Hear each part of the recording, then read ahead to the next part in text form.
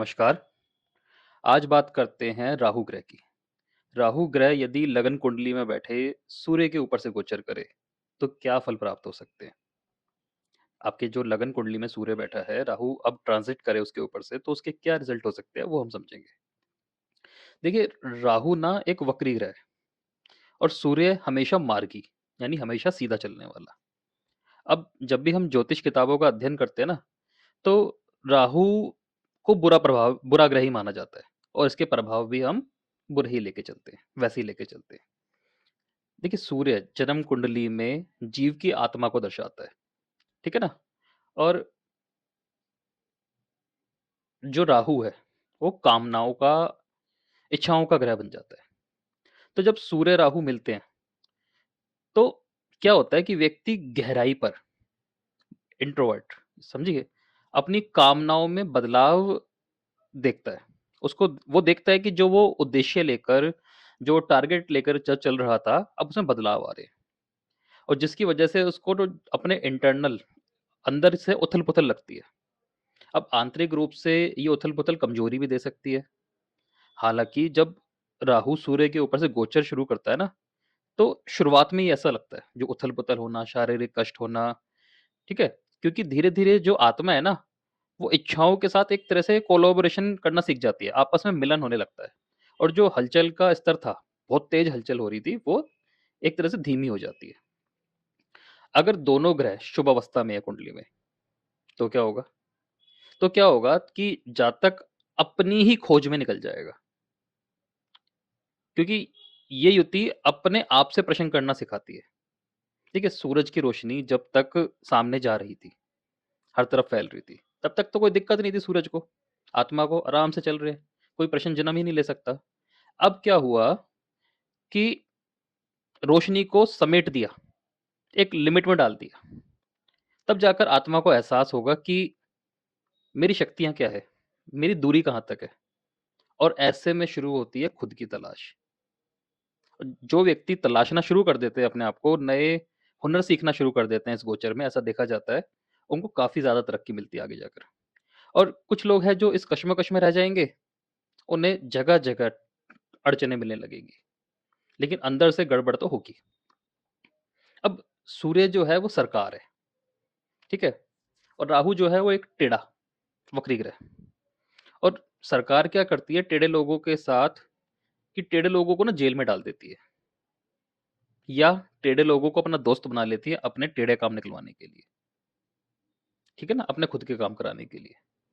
अब आपके अंदर यदि कोई हुनर है, जिनसे सरकार को फ़ायदा हो सकता है, समाज को फ़ायदा हो सकता है, उस हुनर हुनर को अब बाहर निकाल के लाने का समय है।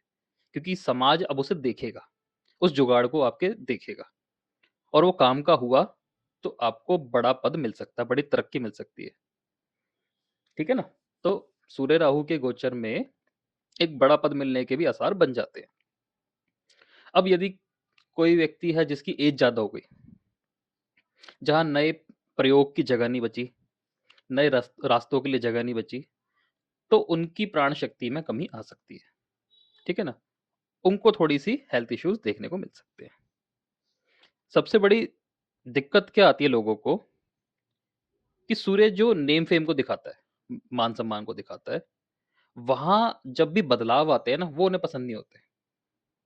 बड़े लोगों से झगड़े होना, मनमुटाव होना या कहीं पे अपमान हो जाना, ये चीज़ें आत्मा के स्तर को चोट पहुँचाती है और राहु सूर्य की जो एक गोचर होता है, इसमें ये चीज़ होती है।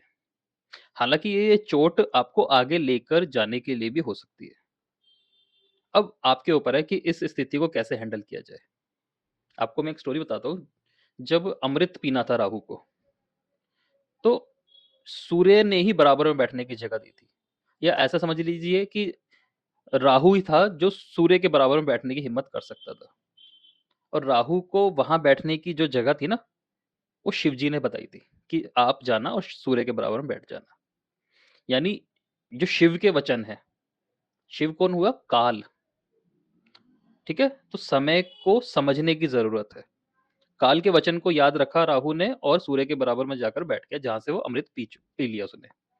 तो आपको समय में जो बदलाव आ रहे हैं, जो समय आपको बताना चाह रहा है, उसको समझने की ज़रूरत है। आपको बड़े सारे अवसर इस गोचर में मिल सकते हैं। अब यदि इसका नेगेटिव एक पक्ष लिया जाए इस गोचर का तो क्या होगा? आप इमेजिन कीजिए कोहरा पड़ रहा है, घना कोहरा पड़ रहा है, तो क्या स्थिति आ जाएगी? आपको साँस लेने में दिक्कत आएगी। जुपिटर के इश्यू, गुरु बृहस्पति की दिक्कत। फसल जो हैं वो ग्रो नहीं करेंगी ढंग से। मरकरी की दिक्कत, ठीक है ना? काम-धंधे की दिक्कत। एक दिक्कत क्या होएगी जो आप ड्राइव कर रहे हैं, जिस रास्ते से जा रहे हैं वो रास्ता आपको नज़र नहीं आएगा। ठीक है ना? 4th हाउस की खराबी। ये चीज़ें इस गोचर में होगी। अब अब जो कोहरा है उसको कौन काटता है? या तो बड़ी तेज़ बारिश आ जाए या तेज़ धूप निकल जाए। तेज़ धूप कब निकलती है? जब सूर्य दक्षिण की तरफ जाता है, साउथ की तरफ जाता है। यानी चंद्रमा और मंगल इस प्रभाव को काट सकते हैं, बड़े प्यार से काट सकते हैं। तो चंद्रमा के उपाय कर सकते हैं या मंगल के उपाय कर सकते हैं। शरीर में पानी की क्वांटिटी अच्छी रख सकते हैं, फूड हैबिट पे कंट्रोल कर सकते हैं या ब्लड को प्यूरिफाई करने की तरफ जा सकते हैं। तो ये युति आपको उतनी ज़्यादा नुकसानदायक नहीं होती, शरीर में एक प्राण शक्ति बनी रहती है। ठीक है? तो कुछ लोगों को यदि उनको लग रहा है कि इस युति की वजह से बुरे प्रभाव आ रहे हैं, तो वो सूर्य, चंद्रमा या मंगल के उपाय करके देख सकते हैं। हालाँकि ये युति आपको अंदर झाँकने के लिए प्रेरित कर सकती है और कुछ ढूँढ के लाने की ओर प्रेरित करती है।